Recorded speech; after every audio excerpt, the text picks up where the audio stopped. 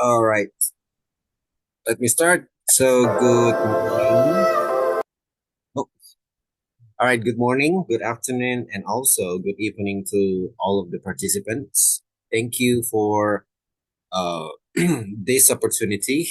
And again, this would not be our last episode for this year because we're coming up again next year with the fresh materials. Okay, but since this is our meeting in December, we'll have a very interesting topic again. And before that, I would like to introduce a little bit about us. So this is my English club. It's a non-profit community of practice dedicated to English language teachers of future teachers from all backgrounds worldwide. We provide discussion forums and workshops. We also got from Bangun Tunas Cerdas Indonesia Foundation. It's the legal umbrella institution for my English club, and it focuses on education and sustainable development goals. Okay, our mini PD workshop has a low commitment, only 90 to 120 minutes, yet insightful mini workshop. The trainers are academics and practitioners in applied linguistics, English language teaching, or ELT, and quality education. It is aimed at enlarging the teacher's perspective on the current and relevant issues in ELT and enhancing the teaching skills. Held once a month and is open to every teacher around the globe. So you are welcome. Please, you are also welcome to invite your friends to join us for every episode. And thank you for your support. And here are the several practitioner and also the teacher that have got us into this whole year experience. Okay. And your facilitators for today is me and Levi. Thank you very much.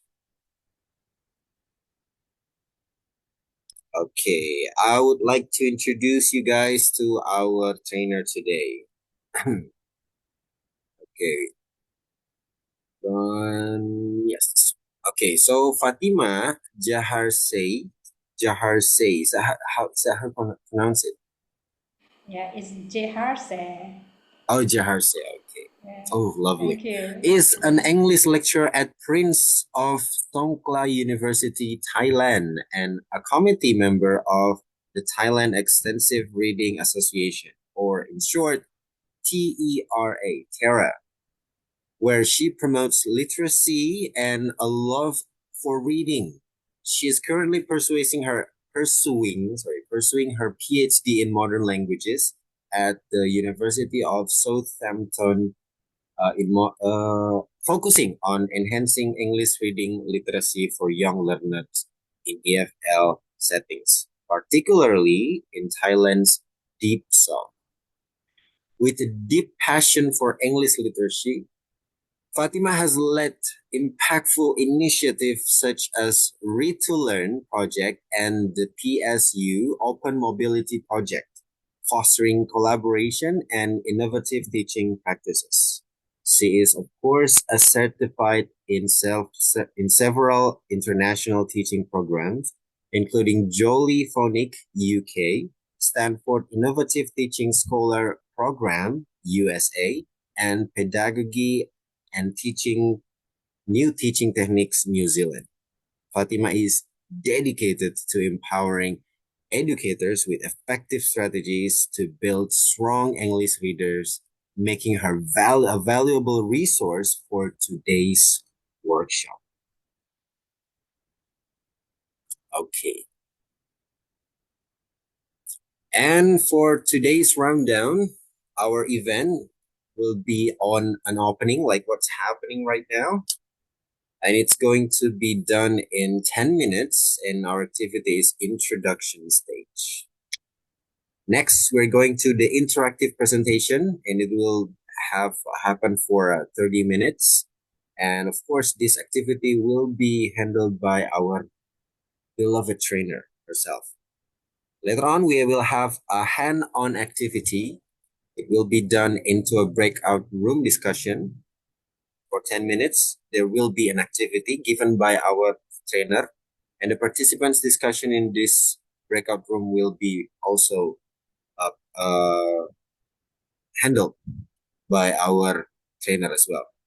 And there will be interactive presentation like Q&A, and it's all open for the trainers and the open discussion. And that's it. We'll end to the closing for our session today. Without further ado, I would like to give the screen.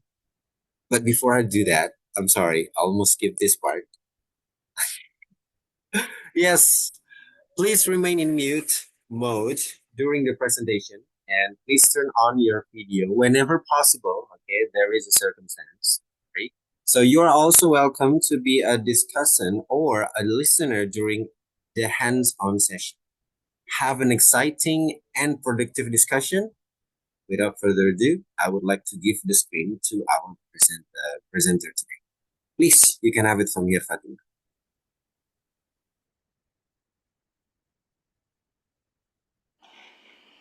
Hi, Assalamualaikum. And good afternoon from the Waalaikumsalam. UK. And good evening. Is it evening time in Indonesia right now? Yeah, it's evening. Mashallah. Okay, so nice to meet you all, and thank you for having me today, Levi and Aga and everyone, and thank you for joining as well. So today's session, I like to set the setting as an informal one, very relaxing on Sunday evening time. Okay, and welcome to my workshop on the topic of, let me share the screen first. Is it clear? Sorry. Is it the screen clear and then my voice is clear to you guys? Okay, So far, it's bagus. clear. Okay, bagus. Thank you. Okay, so welcome to my topic. So the topic today is building strong English readers, the power of phonics for young learners in EFL settings. Well, okay, so it's actually this topic today. I like to share my first-hand experience in using phonics to empower reading literacy for kids in my area. So, can you please guess where I am? I mean, which part of Thailand I am from? The northern, the southern, the east, the west side. Where do you think I am from, Aga? So you are the moderator, so I should ask you. It's It's easiest. okay. Let me make a guess. How about northern? Northern part of Yes. Thailand. Good guess, good guess. What about the Oh, is it? others? That's true? Good Oh, guess. not yet. Okay, okay, okay, okay, okay, okay, okay. So what about the others? What do you think I am from? Which part of Thailand? The northern, the southern, not the east, not the west. Okay. Yeah, Levi, yeah, Uh, no. You should Give me a keep tip, it. Livy.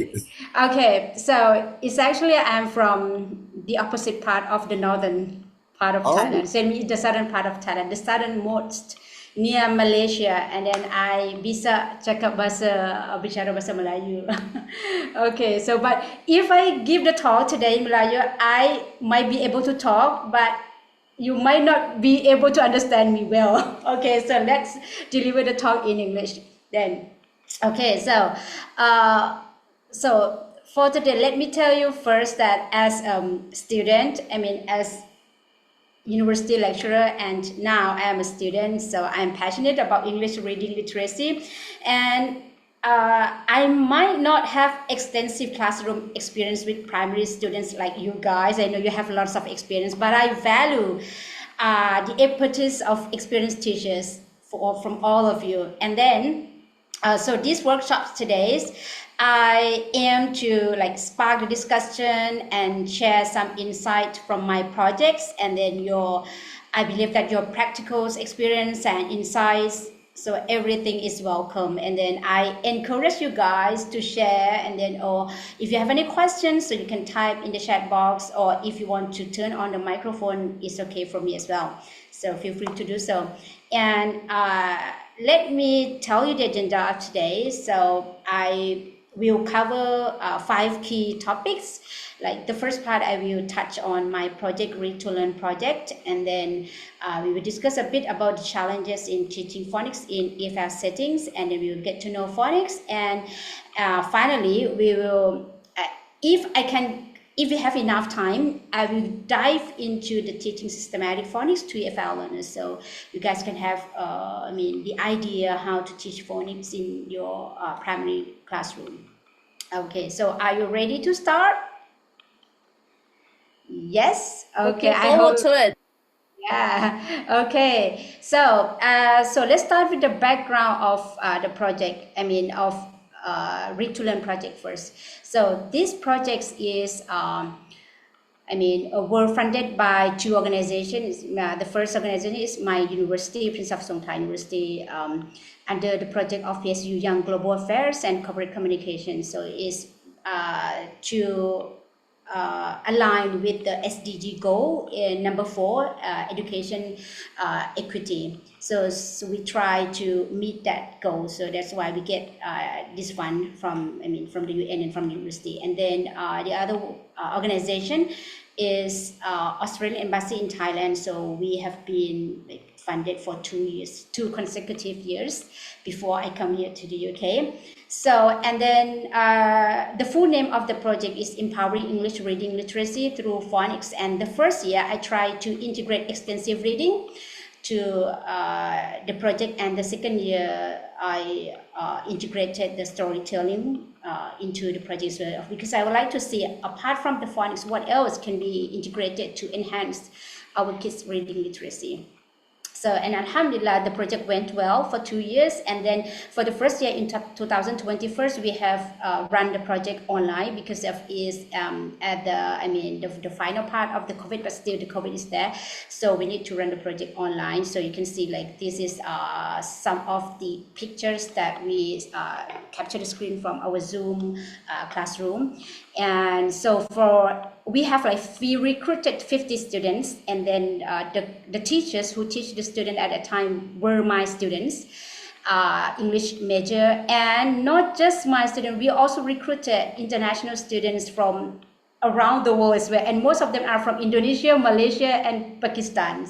So alhamdulillah, so we try to recruit international students working with Thai university students so that we can deliver the session for each group of the students. And then in each group we have only 5 students for each group, and then we assign 3 coaches, 2 Thai university students and 1 international university student. So alhamdulillah, and then the project give the very positive impact to the students. We can teach the students until they can be able to read, because some students they join our project with they cannot read at all in English, or they are not fluent in reading English. But after the project for 3 months, so the results turn out positively, so they can read more fluently. They have gained their confidence, and then they have motivation in learning not just English, but they have motivation in improving their reading in Thai and then reading in another language as well. So, and for the second years, we also run the hybrid one, both online, and then we also do the on-site one as well. And then this is some part of the pictures that we run on the Read to Learn Day on 2022. And you can see there are several activities that are organized by our students here there in Thailand, and lots of activities and competition for students to showcase their ability in reading English or storytelling as well. And then for this project, we didn't focus only the primary school kids. We also engage the parents, the primary school English teachers, and the university students as well. And that's why we invited the big name in extensive reading, and then the renowned scholar to give the lecture on extensive reading and storytelling to our university students and to our coaches or to our trainers as well. So these are some part of the activities. And here is our Facebook page. So please click like, please follow our Facebook page, and then please share. And then in the last 2 years, our Facebook page was very active, but now as I move here, so it's less active. But I hope that we can get it back, and then I will try to share some of my knowledge if I have time right now.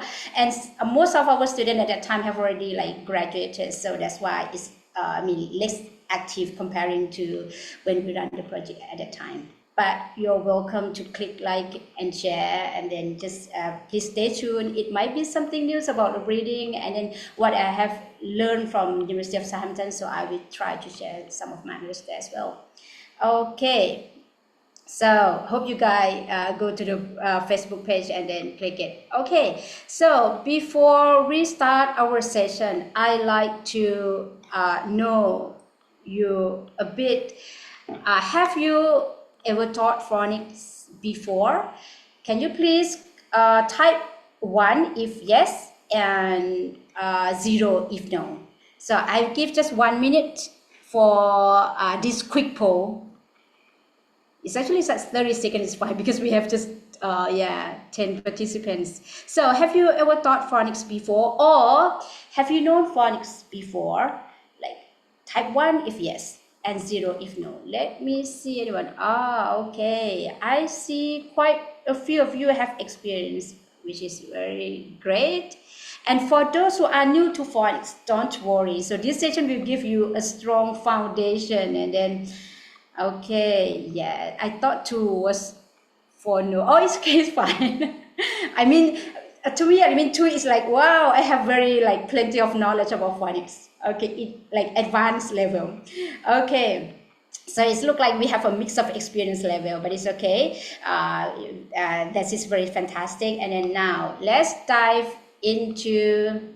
Okay, as I close it. So let's dive into the world of phonics, and we're gonna learn it together.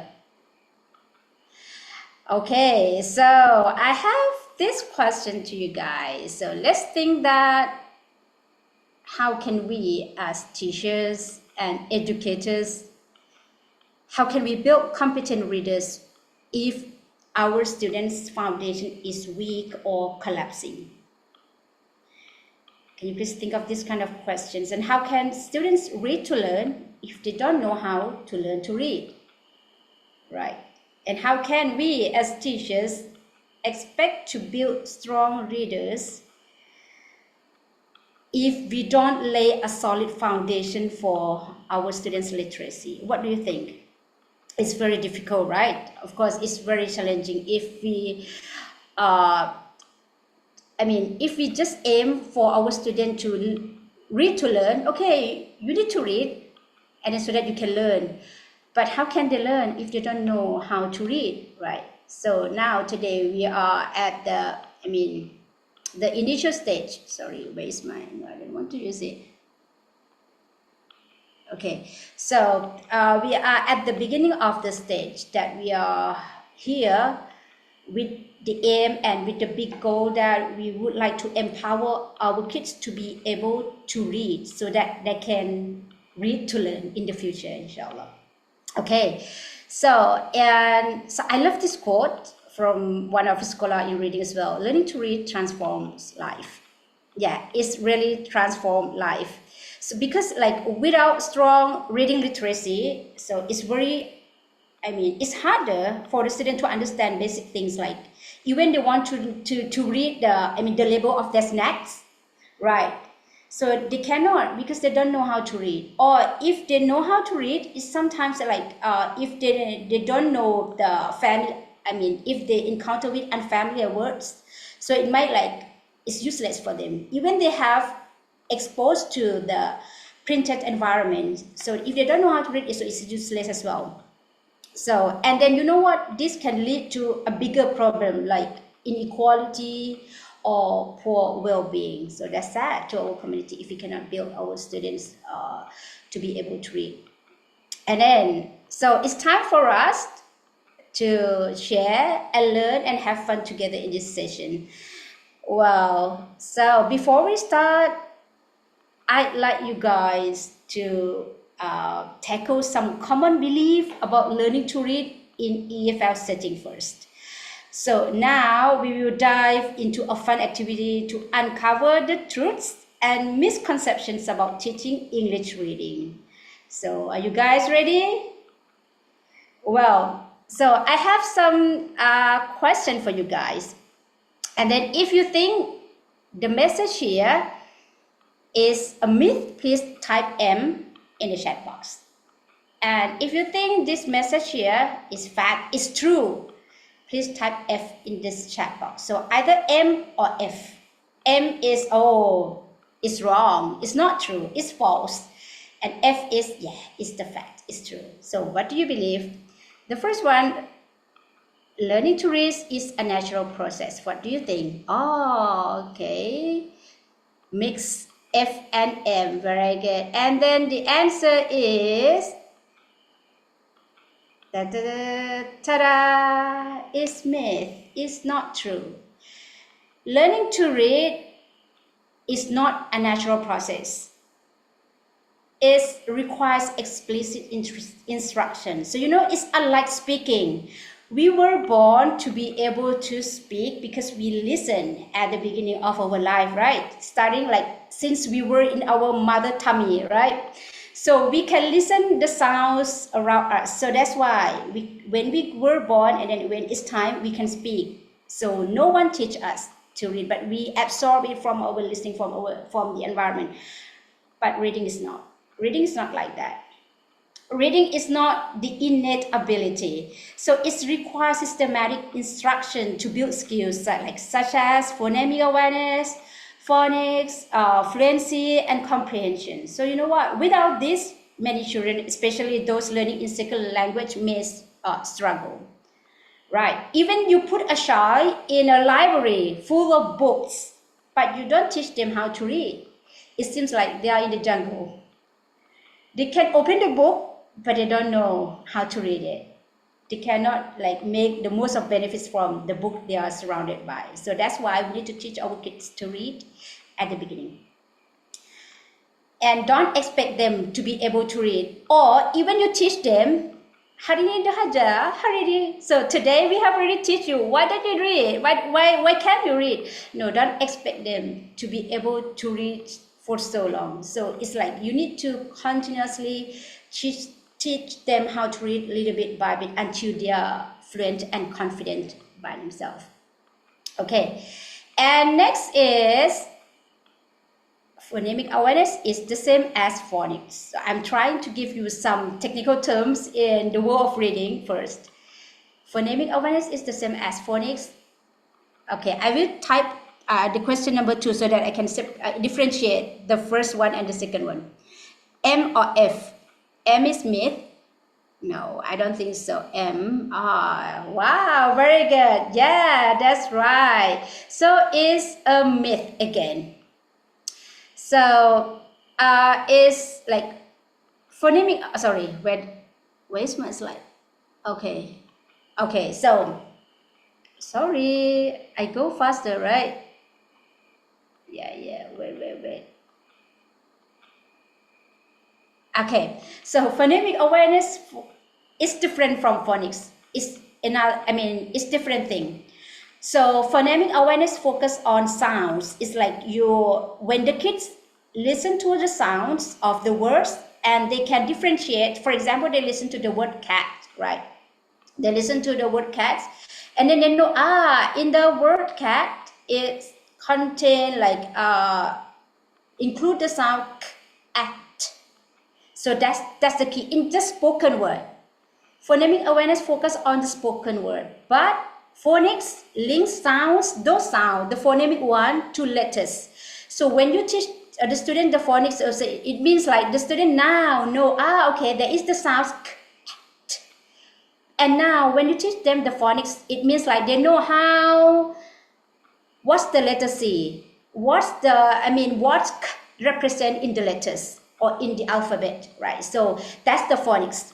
But phonemic awareness just focus on the spoken words. They might not be able to write. They might not know how the k sounds is written in written word. But when you teach them phonics, so that you link those sounds with the alphabet C, for example. So that's the thing. Okay, so another thing is that fluent readers don't need to practice reading aloud. I will go a little bit faster so that we can have, I mean, more things to play. Fluent readers don't need to practice reading aloud. Do you understand the word reading aloud? Reading aloud means like read out loud. Like for example, once upon a time. So that is called reading aloud. Not silent reading. Not silent reading. So is it myth or fact? Okay. So congratulations for those who say again. So you know what, even we teach the students, even they are like fluent readers right now, but it's still very, I mean, it's very important or very necessary for students to practice this, because reading aloud builds fluency, and not just fluency, you know what, it's build comprehension. So it means like it helps them. So it's like when you teach the students to be able to read in the first grade, and they still need to practice reading aloud, I mean continuously, like practice reading aloud again and again, because it can help them like not just like fluency and comprehension, but also in terms of the like what we call prosody. Prosody is like intonation, stress, and whatever, like phrasing, and at the same time like confidence as well. And then if you can see like some performance of choral speaking or reader theaters, you can see like the students, like they act very confident. So, and then finally, so that it can help like boost their motivation in reading. Okay, I will move to the next one. Phonics instruction is only for struggling readers. Struggling readers means like for the student who cannot perform well in reading. So you think is like for struggling readers? 1, 2, 3, 4, 5 is a myth again. So phonics is not just for struggling reader. It benefits all learners, even high performance students, even the fluent reader. So because systematic phonics is a key component to build the student of effective reading. I mean for all learners, and then regardless of their proficiency level, and then it helps build a strong foundation in decoding. So which is another word that you will learn later. Decoding, word recognition, so which are very critical for reading success. And then next is phonics is only useful for native English speaker. I think this one is very easy. And if it's useful for native English speaker, I will not be here. Okay, it's a myth again. So it's actually phonics like very important for not just for native English speakers, but for us as EFL learners as well, because it helps the student to decode words, I mean to crack out the words and understand English spelling structures. So that's the thing, which is the key. And then you know what, there is several research that show that phonics improves reading accuracy, fluency across different linguistic backgrounds. Okay, now I think let's move to the last one. I let you read on your own. Is it true or false? M or F, myth or fact? For this question, I will ask someone, what do you think? Can anyone share me your idea? Can I ask anyone available or comfortable to turn on the mic? What do you think about this one? Or can I Okay, ask guys, you so? may speak up. Yeah, you can turn on the mic. What do you think? Can I ask someone who say why is fact? Why is true? Yeah, Can I? Ilan. Yeah, Yeah. Ilan, welcome, please. I think it's a fact because, including me as a teacher, I still need to learn phonics. It's quite hard, especially when we pronounce one word and then we don't know how to pronounce it very well. Then we need to refer to a dictionary, and in the dictionary there is a way how to pronounce it well. So that's the reason why we need to learn phonics. Wow, Okay. fantastic, Ilan. Thank you very much for sharing your idea. That's very good. And the answer is, yeah, that's true. Phonics can benefit all learners of all ages, including older students who struggle with reading. It's actually like somebody says that like when you are fluent, you don't need phonics anymore. But it's true. It's true. Like when students are fluent, they don't need to. They don't need to learn phonics. But phonics can build their solid foundation, and then not just for the very young learners. They also include like older students. Older students here can be like the student in grade 6 or secondary students as well, or even high school students if they don't know how to read. And there are some research that they use phonics to teach the student in terms of pronunciation, not just in terms of reading. In terms of their pronunciation for university students as well. So it can prove that like phonics can give some benefit to all ages of learners. And next, I think now you have a bit clearer, even though it's not like into deeper insight of phonics yet, but I think you have some clearer pictures of what phonics and what readings are. And then one thing that I like to tell you that is actually phonics is nothing about phonetics. So for those who are graduates like from English majors, so please don't confuse yourself with phonics and phonetics, which I will not discuss here, but you can go back and then find what's the difference between phonics and phonetics, right? Because phonetics we teach in higher education, but phonics is just for kids, and it's nothing about phonetics, believe me. Okay, so now so great job that we have passed our paved our concept about phonics and reading. So now before we dive into phonics, so I like you guys to take a look at how English reading literacy plays a crucial role for young EFL learners. You can see that I have like how many six points here, and then it's actually like I think you all guys are aware of this, and we already know that reading literacy is the foundation of learning, right? Because if the student cannot read, how can they learn in other subjects? And then you know what? Reading is not just about how to recognize the word. It's not just how to be able to read. It's involved a range of skills like decoding, crack the word into individual sounds, and then to be able to encode them again, and to be able to write and spell. And then it's also involved in terms of the fluency, like to read, in a appropriate speed, and in appropriate phrasing, and then automaticity in terms of reading as well. And not just fluency, they need to be able to comprehend, to understand as well. And at the same time, reading literacy involves motivation as well. Because even you are a fluent reader, if you have low motivation in reading, you cannot be a successful reader as well.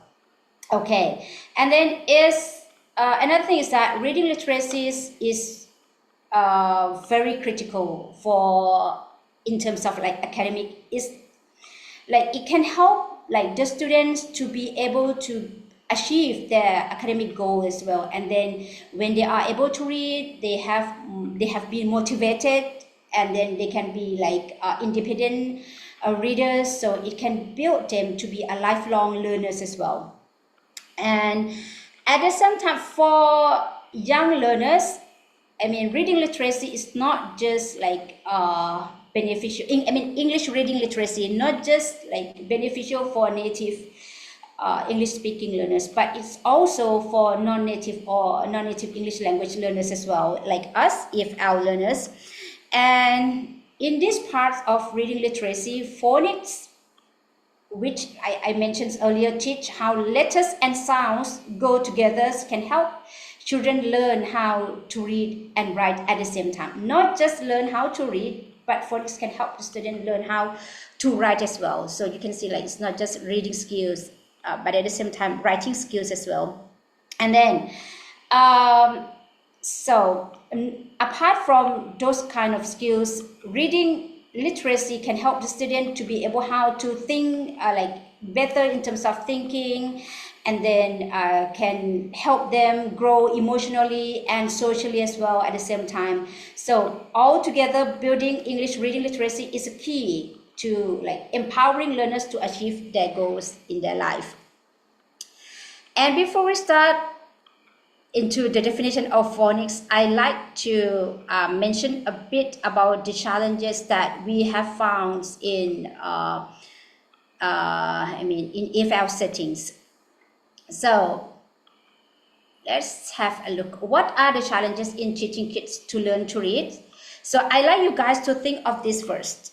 You don't need to tell me now. After this, I will let you discuss about this. But just think, what are you encountering when you teach children how to read right now? So just think of it first so that we can have like less time to think after this. So as based on the research, so I have already summarized what the challenges, what the common challenges that the EFL teachers are facing in terms of reading, teaching kids how to read. So I know that like phonics is a very powerful tool like for improving reading skills, but sometimes it's not always straightforward. Everyone sometimes even you know the phonics, but if you don't know how to like teach phonics systematically or correctly, it's very difficult for you to build the skills of reading into the children. So there are very like unique challenges that we as EFL English teachers face when teaching phonics to young learners in EFL in this EFL setting.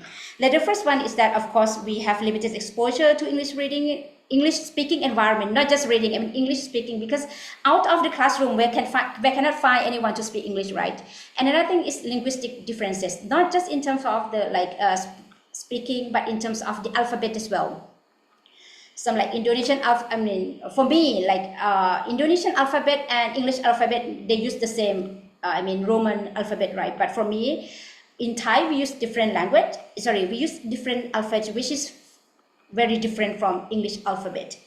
And then another thing is that lack of explicit instruction in foundation skills like phonemic awareness. Like sometimes we know that, we need to teach phonics. So that's why we teach phonics directly, but it's not the right way. It's actually, that is the stage how to teach phonics, systematically. And the other thing is that lack of teacher knowledge and training. So sometimes we can find, as a teacher, of course, we can have like self-development. We find resources online, everything. But correct training and comprehensive training, I think, especially in Thailand, we don't have that much. So that's why when the teacher doesn't have enough like knowledge in terms of the phonics, so they cannot be able to teach the children, correctly or effectively. And then another thing is that lack of tailored instructional strategies. Of course, phonics is based like in the native English-speaking countries, and it's very difficult to find the tailored one or customized one or contextualized one to be matched with, our culture, our classroom cultures in our EFL setting. Okay, so that's the challenges, and I hope some of those challenges might are the same, might be the same with you guys are facing right now as well. So now let's dive into, so what is phonics actually? What is phonics actually? So I have this gap filling passage. I like you guys to try. I give just the first initial alphabet, and then I like you guys to guess what are those words. Start with the sound. Phonics forms the bedrock of learning to and s. So students require a solid foundation of how the 44 start with P, but the sound is F. This one is F. Of the English language mapped to 200 or more. This one is G. A letter or group of letters that represents them. So can you please get what is the first sounds? What is the first sound from? You can type. Maybe you can type and use like the comma. What's the first sound from? So I give you the answer. Okay. So it sounds like systematic phonics from the bedrock. again, I like to emphasize on the systematic phonics, not just any kind of phonics. Systematic phonics can form the bedrock, the foundation of learning to read and spell. Read and spell. And then the students need to have like the solid foundations of how 44 phonemes, 44 phonemes or 44 sounds or 44 speech sounds in English to map with the 200 or more grapheme. Oh, how come? Like we just have like 44 phonemes, but in English we can have like more than 200 group of letters that represent the phonemes. So do you understand what the phoneme right now means? So the phoneme is the speech sounds, the smallest units of the speech sounds, and the graphemes is the letters, or like graph, the thing that we can see, like the letters or group of letters. So let's have a look. So now let's have a look. What's the definition of phonics? So again, phonemes, just to remind you, because after this we need to use this kind of words, the sounds we hear in words, and the grapheme, the letters that represent the sounds. Okay, so now let's do this. So I give you one word, phonics. This is one word, right? Can anyone tell me how many syllables are there for phonics? How many syllables? There are 2 syllables, right? And how many graphemes? How many grapheme? Can anyone tell me how many grapheme are there for this one? How many grapheme? How many grapheme are there for this one?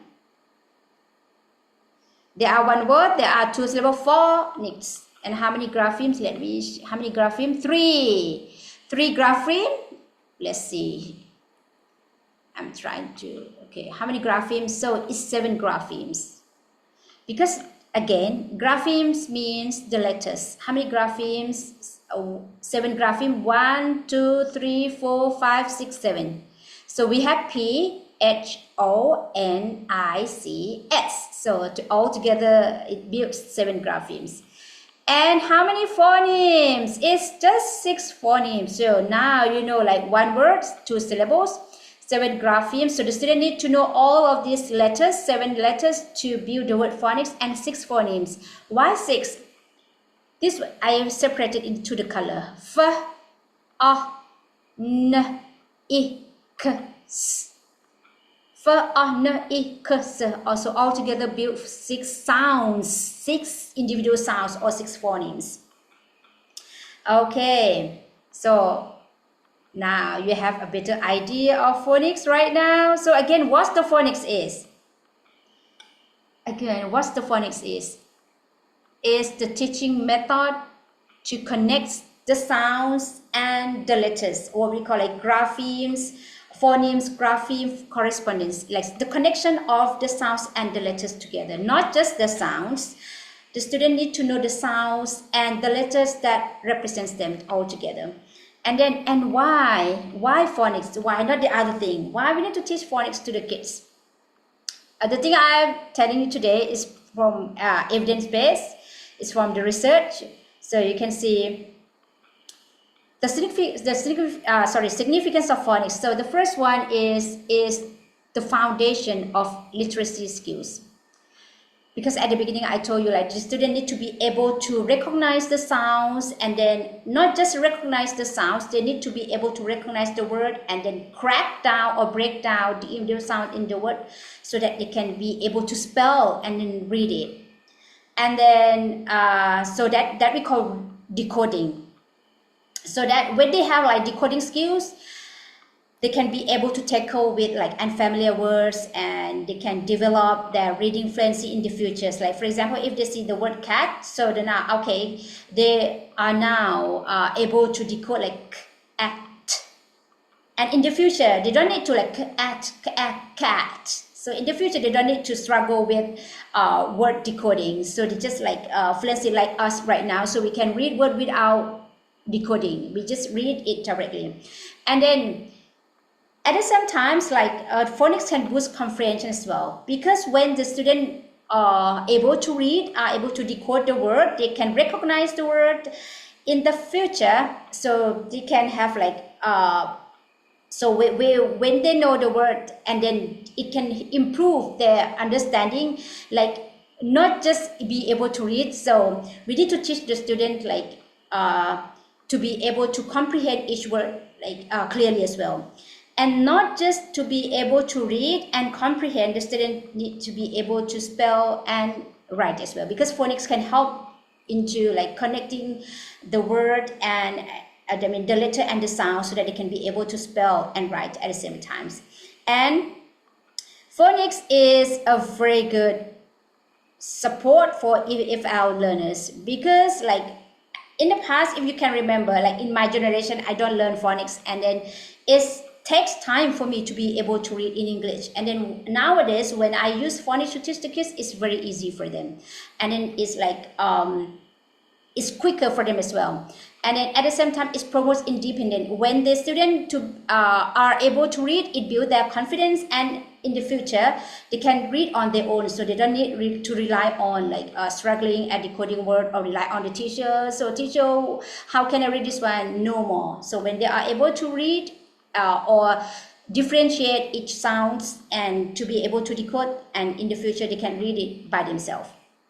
And then so now let's move how this phonics like support the reading success at the beginning. So as we all know, like it builds a strong reading foundations, because they learn a phonemic awareness, like each of individual sound or English alphabet, like a, b, k, d, for example. And then they are able to do some like decoding skills, and then they can recognize the words like k, a, t, can build into the words cat.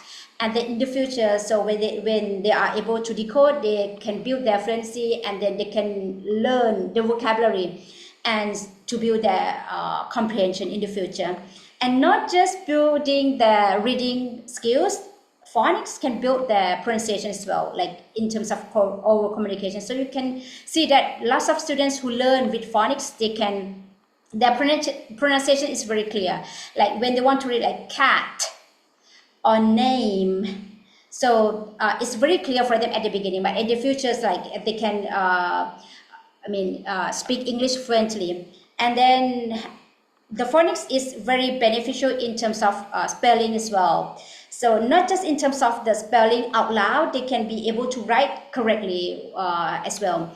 And of course, when the students are able to read and write, so it can build their confidence and motivation in learning. So all of these skills can support independent learning and lifelong learning for EFL learners. And so you can see like another benefits that phonics can help boost the students all 4 English language learning skills, starting from listening, because when we teach phonics the students, so they can have like phonemic awareness, like they need to be able to sound out each alphabet like individually and correctly, like k, for example. And when they be able to listen correctly, so that input can turn out into the correct output, so they can pronounce correctly. And then when they pronounce correctly, so you can see like these two in terms of the spoken language. And then when we move to the written language, they can read it fluently, and then because they can be able to decode it, and then they can be able to encode those words into the writing as well. So, and how can we have like build these skills or phonics to the students successfully? So the first thing is that as a teacher, we need to bear in mind that we need to build the awareness, like auditory awareness is like listening skill first. So we need to keep the students to be surrounded with like English listening environment, so that they can have the clear input and healthy input in terms of English listening.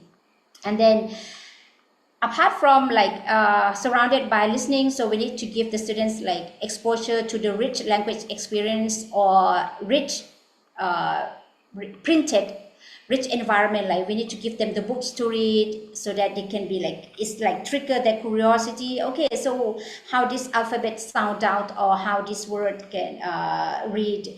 And not just give them the environment surrounding with listening and reading. So we need to like teach them consistently and give them explicit instruction and systematically. So that's the key.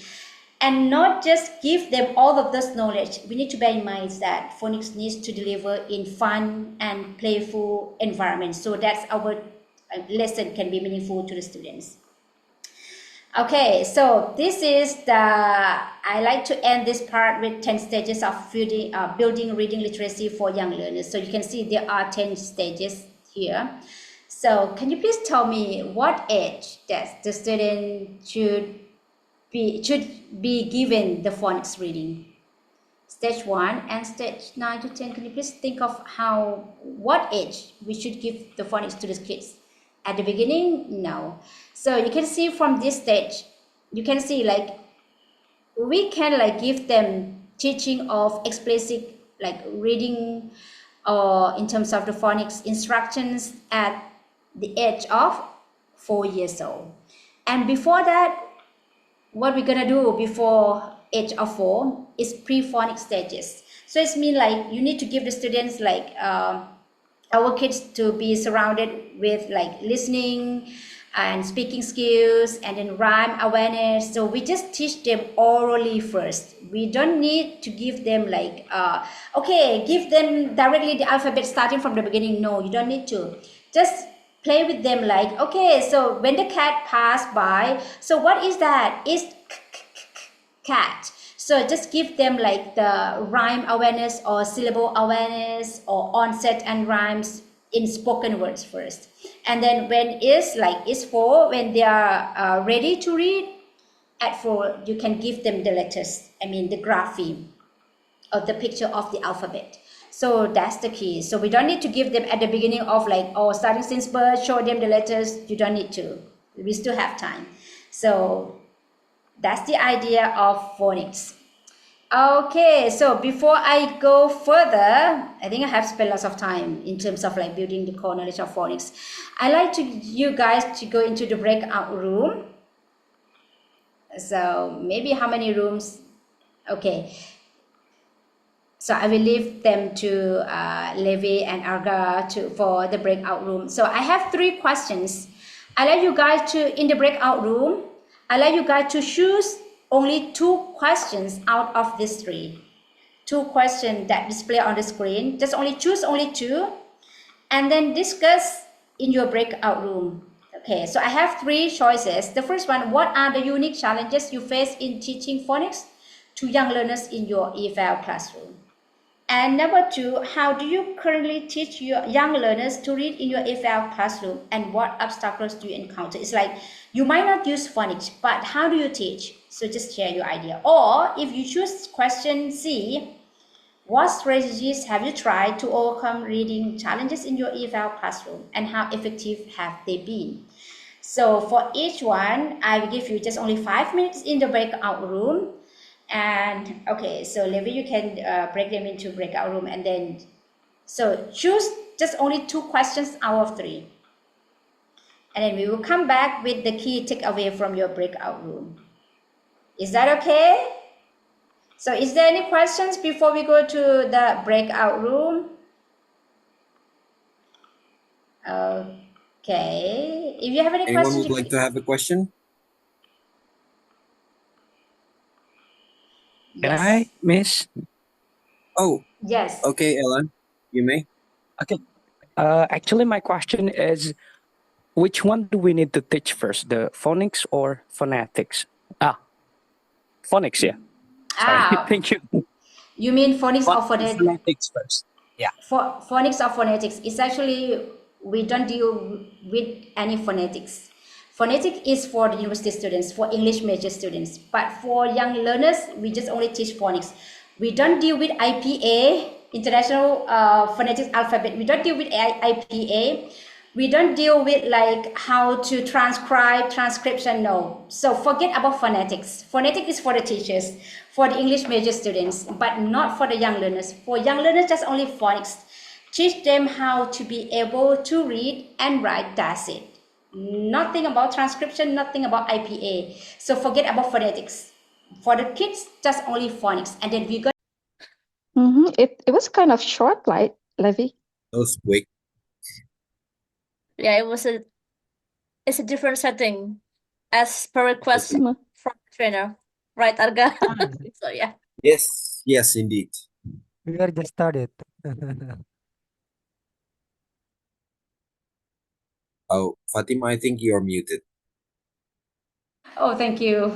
Thank you for Okay. reminding There. me. Well, okay, so thank you everyone, and sorry for I mean, we need like to close the breakout room because like we today. So I like to cover like several things, and then it just like it's the first session, and then I like to see the direction like in the future if you guys are interested in phonics. So we're gonna have a EP2 inshallah, like Levi and Aga. Yeah, okay, so today we just like I just would like to give you the foundation, and then we would like you to have an idea what phonics is first, and then what you're gonna encounter when you teach phonics. Okay, so now we'll come back to the main room, and then I like you guys to share one key takeaway from your group discussions. Maybe can you please type in the chat box, or anyone, just one key takeaway that you learned from your group discussion. Don't tell me, you don't need to tell the question. You don't need to tell like a question A, B, or C, but just share one key takeaway from your group discussion. So I give this session just only 1 minute in writing, or if anyone wanna turn on your microphone, or if you want to ask some questions, so feel free to do so. Okay, so Siti, yes, go ahead. Okay, thank you for the opportunities. I will share the discussion in my group. Like the things that we face when we teaching in the classroom is like when the students like pronounce the words, they cannot pronounce it uh like the good English, because they are like still like got affected from their local language, like Indonesian language. They are still not like still not really know English, because they lack of practice English. They just learning English, practice English only when English time for learning. So the Sorry. that we need to give for the challenges is, the first one is to give rewards for students that have a confidence, because some of the students less of confidence to like speak or write in English, because they're afraid to have a mistakes. Give them rewards Okay, for their encourage them confidence, and then to yes, encourage them. yes, make Yeah, and got then it. make yes. And And Siti, then this, make like yeah, English day in English area at school, so they can speak English every day, not only in English time, like English I lesson. see. Got it, Nurul. Okay, very good. So you mean like just now that's Okay, thank you. difficulties that you are encountering in reading subject or English subject? Focusing on reading or in English subject? Can you please elaborate a little bit? I'm teaching English in the English. classroom. So you mean Yes, not just reading, right? So that's the common problems yes, that you encounter in your English classroom. yes. Got it, got it. Okay, so thank you for Thank sharing, you, thank you, Sidi. ma'am. That's, yeah, and then I think that's a very common challenge that I encounter in EFL setting, because English is not our mother tongue, right? English is not our native language, and then the students might have limited exposure, so that's why it's it's like kind of very struggling for them at the beginning to be able to even to speak English, not just to read. So, and then it's gonna be worse when it come out to like, oh, okay, see the alphabets, and then they need to enter and write spell in different way apart. I mean, different way from their mother tongue. Like especially in Thai, it's far more different language. But Indonesia, I think it shares some, at least some same alphabet, but different spelling structures, spelling rule, right? So they need to be able to, transfer the first language. Transfer the first language into the second or third language. So that's another challenge as well. Okay, so and I have noticed some message in the chat box like have the same challenge, Lack of teachers' knowledge and experience, yes. And that's the same challenge in Thailand as well. So even though even though some teachers have graduated from English major, but to teach the student phonics doesn't teach in university. We, of course, we study phonetics, right? We study phonetics, but again, I always emphasize to my students that phonetics is nothing about phonics. It's different. It can help us to be able to understand phonics better, but we don't teach phonetics to our students. It's another different thing. So that's why. We need to, train our teacher to be competent and to be able to deliver effective instruction to our students, to our kids. And Levin said that in teaching phonics, any issue, useful to have further minute training. Yes, of course.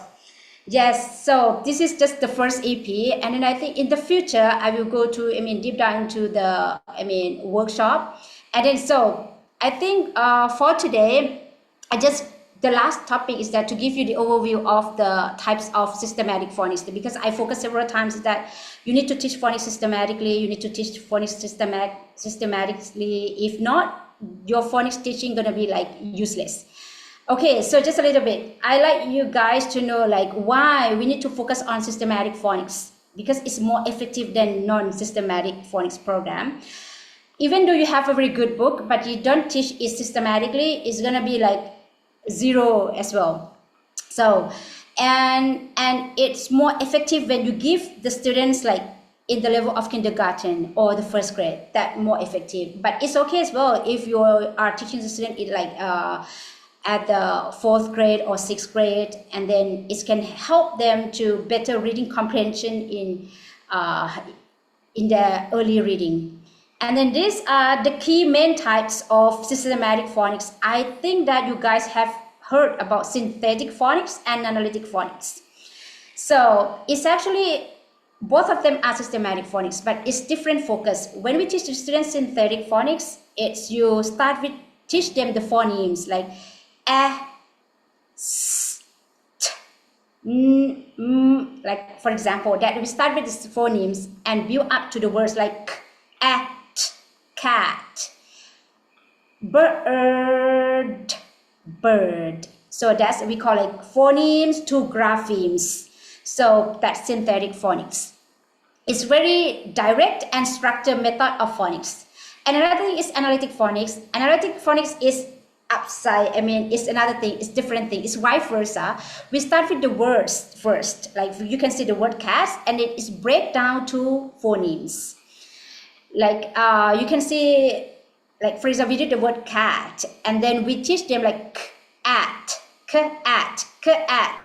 So onset and rhyme. So I will show you the picture, the clearer pictures. This is synthetic phonics. When we teach the student, it's very direct and explicit.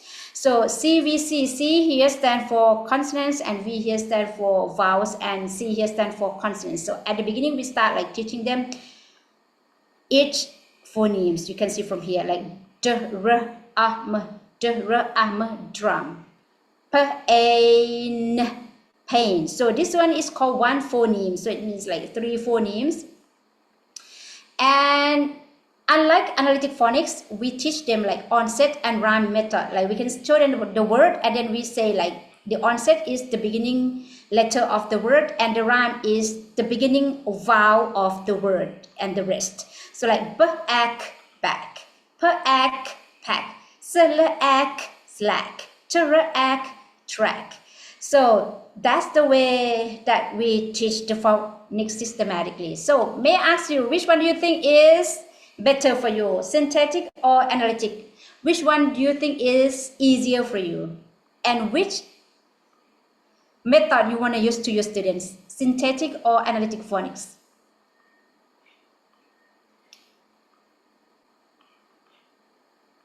Synthetic or analytic? Okay, and let me tell you this, both of them are very beneficial to our students. To me, I use both synthetic phonics and analytic phonics, because at the beginning, when the students just start to learn to read, I use synthetic phonics first, like teach them each individual sounds of English alphabet. And after that, when they know individual sounds, they know already, like, okay, k at, like cat derived from k at, and at the end, when they feel more fluent and they feel more confident or more comfortable in reading, so they can use, we can use analytic phonics for the students, so that they will not get bored, like, oh, again, so I need to like sound out every single phonemes. No, at the end, when they feel like, okay, I'm good at it, so I can like bike, not like no, no, bed. So at the beginning we use synthetic phonics, and we can continue with analytic phonics. So you can use both, you can integrate both at the same times. So let me end, the first EP with this first, like, effective phonics instruction should be explicit, systematic, and again, tailored to individual learning needs. Tailored to your students. You need to involve both analytic and synthetic approach. So don't just use synthetic phonics, because it might be, the student might get bored when they are ready to read, or don't just use analytic phonics with the beginner reader. So because they might be struggle at the beginning. So use both to teach graphemes or the alphabet and phonemes, the sounds corresponding or the connection of the sounds and the letters, and blending sound to form words. So this is the thing that I like to give it to you today. And then for the next EP, I think soon, I will tell you more how to teach phonics, like explicitly and systematically, and then I will share my model that I used, and then it's very effective to my students as well. So let me end the first EP today, and then if you have any questions or anything to share, just let me know. So I will give the floor to our moderator. So Aga, the floor is yours. Okay, thank you. That was a very nice one. And I can't believe I made an example to our topic today when I pronounced your name. Really sorry. Thank you. No Okay, problem at all. so now it's a very for me it's a mind-blowing material that we have today. Who knows that phonics is indeed what we really have to encounter, especially in a class as an English teacher. And I believe everyone here are aware of this situation as well. Back in the classroom, the session with the people I met, Nina, Suhaili, and also Agus, we talk about the first question and how they are encountering the same problem. Okay, but enough with me giving some more compliment. I would like you guys to share your thoughts. Come on. Okay, Nina. Yeah, any questions or any sharings, welcome, please. Nina, please, you may. You can turn on your mic. There you go. Okay, thank you. It's not sharing, it's a question.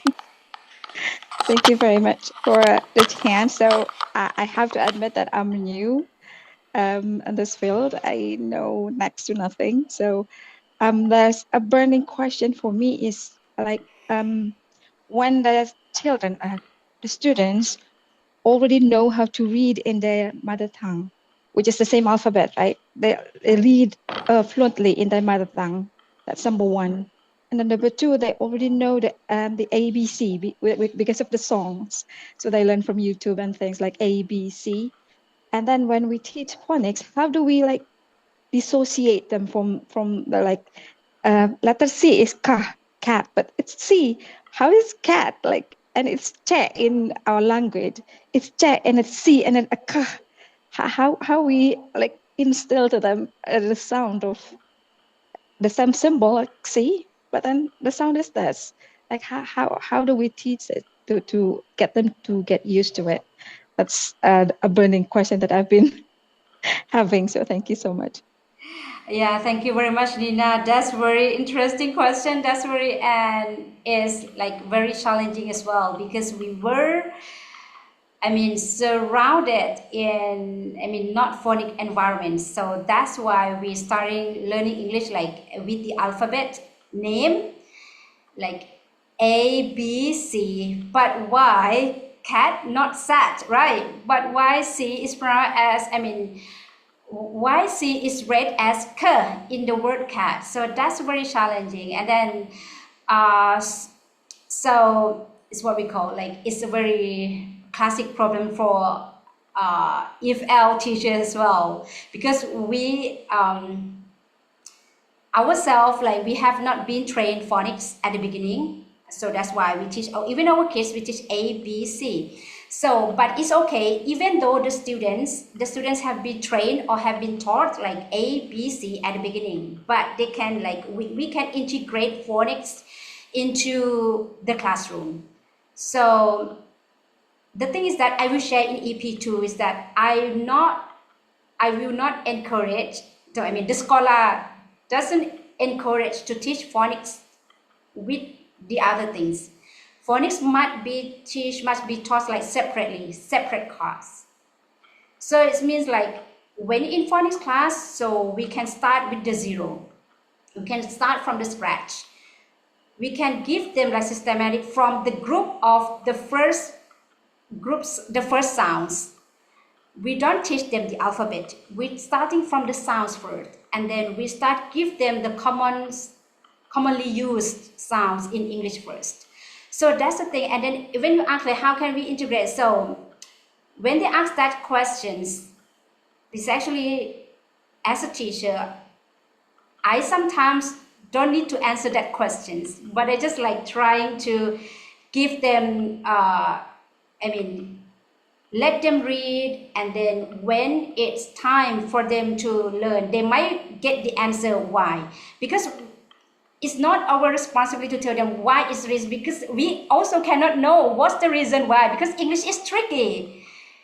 Sometimes the word we see is not spelled or it's not like sound the same way. So it's tricky. That's English. So like, don't worry about like why, but let's sit together and then, learn it from the right way, from the beginning, like, sounds. When you see this, when you hear the word sounds, what alphabet can you think of? Or or n.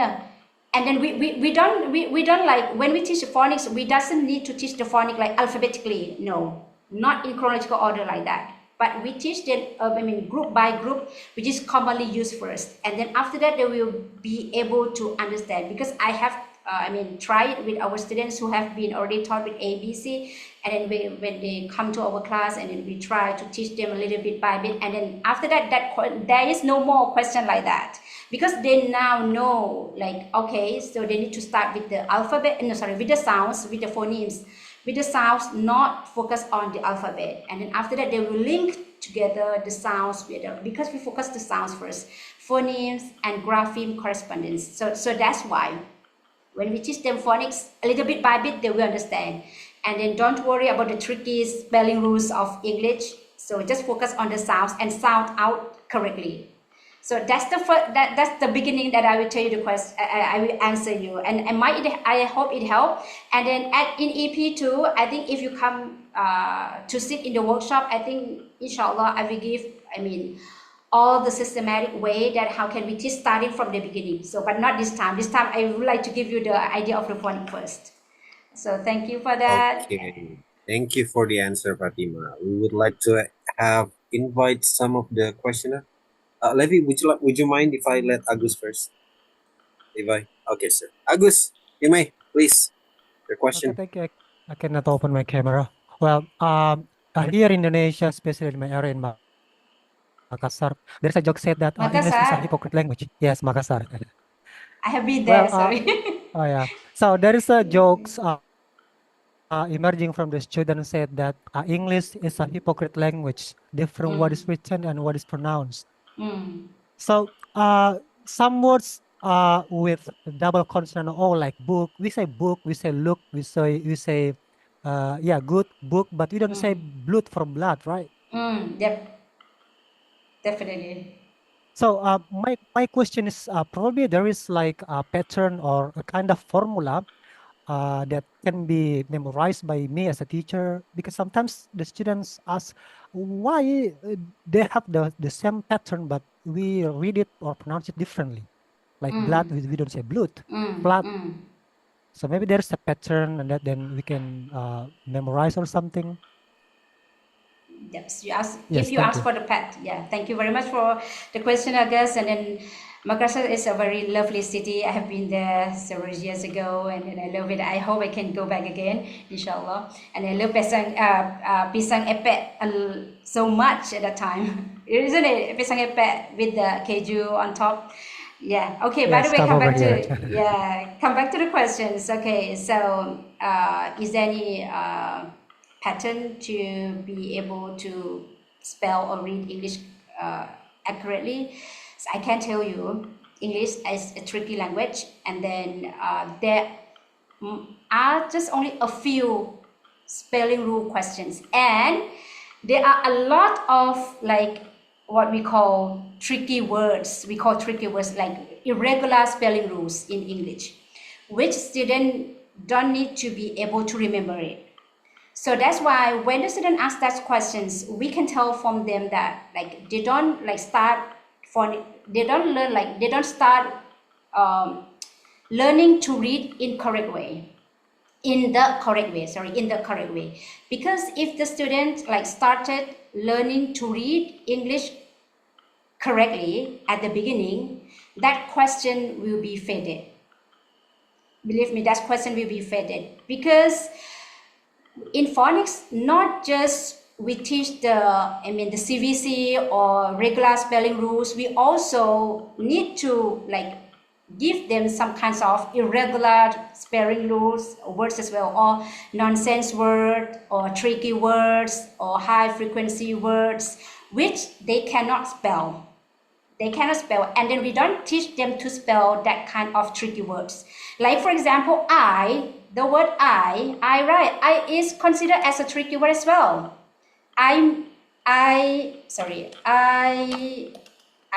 in the chat. I, me, my, all of these words are considered as tricky words. You can say it's a very easy word, but it's not regular spelling rules. So we're going to teach them at the beginning with the regular one first, so that to form them the solid foundation in spelling. And at the same time, we're trying to give them a little bit by bit of what we call side words reading, side words or some tricky words, some irregular spelling rules, which they don't need to spell. But it's side means like when they look and say. So all of those words, they don't have like pattern to remember the spelling rules, but they will build their spelling competence or spelling ability bit by bit by solid phonics foundations. So that's the thing. There is not, but we categorize them in another different group of words, which is they might need a little bit memory to remember of those words. But with repeated reading, with exposure in reading, they will like naturally and unconsciously remember it and read it.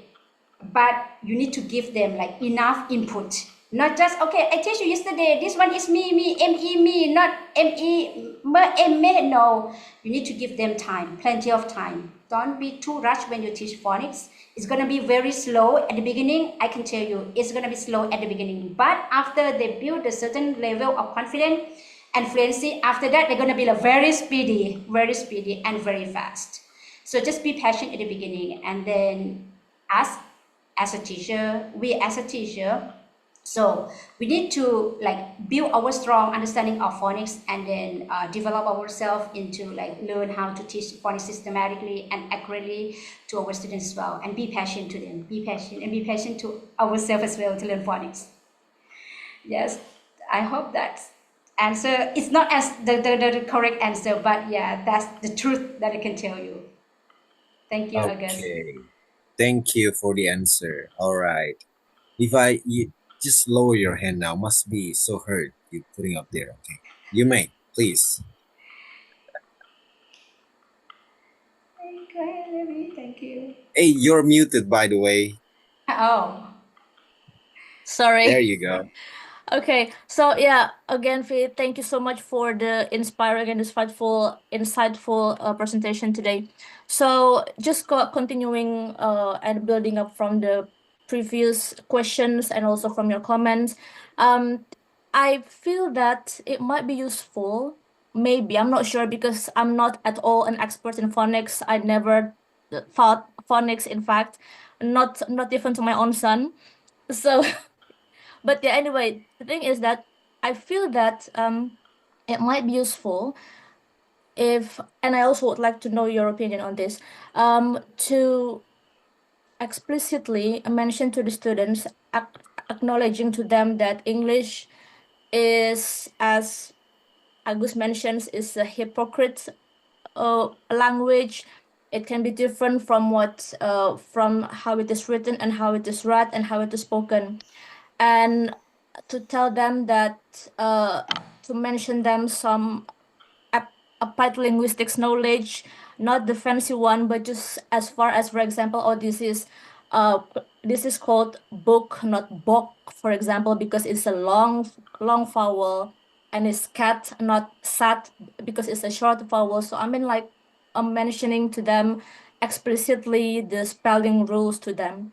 I have this thought because a few months ago, when my son, he is 11 years old, and of course he is now continuing his education here in the UK, when he met Richard, unfortunately Rich is not here today, but when Rich visited us few months ago, and they engaged in the long conversation, right, my son and Rich, and then he asked Richard, why is no, no, Yeah.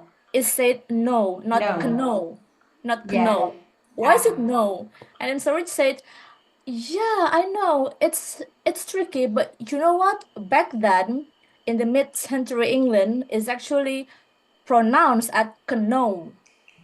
But in fact, the language itself evolved over time, and people start to silent the K. So it's now no, not kno. So for someone like my son who is getting to his teenage year and is become more critical, is something that's sufficient for him. So what I really want to say is that it might be useful to explicitly mention to the students the spelling rule, and to acknowledge to them that English is evolving, that English is hypocrites, that English is different from what is written and what is read, but that's the way it is. So yeah, just a thought. Thank you. Yeah, thank you very much, Levi. That's very like useful. Yeah. So sometimes to me, like explaining something to the students is like what we call, to me, like, I don't know, because what we have done so far in our program with phonics, and then when we teach the kids, when we start teaching them the phonics sounds, I mean the English sounds, I have never heard those kind of questions. Yeah, but just like, yeah, as a teacher, we have it. As an adult, we might question ourselves. And as a university student, English major, I mean, university student or English major students, they question this as well. Why?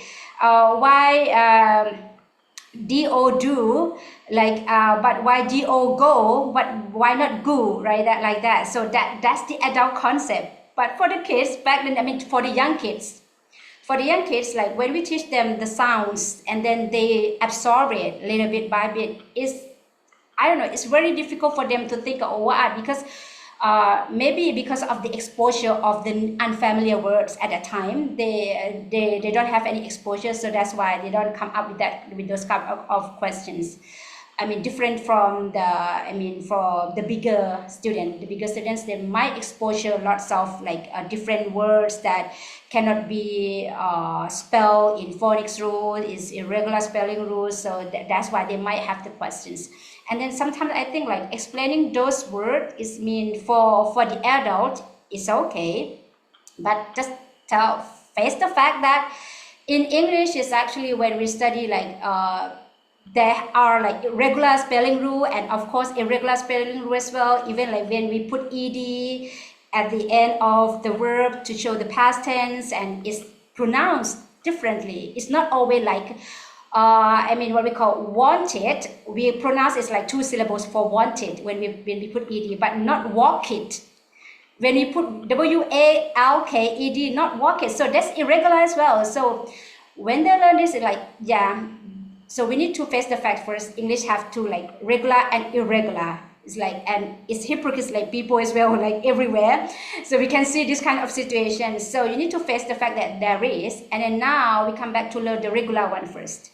And then when you pass the regular one, you will be able to overcome the irregular. The irregular will be like, oh, it's okay now, I understand that it's irregular. And we cannot use the same pattern to spell out with those tricky words. We need to use another strategies, which is different from each word. It's like tackle with the people. If they are like hypocrites, like we need to use another strategy. We cannot use the same strategy with the normal people. So that's the same way. So with the other as well.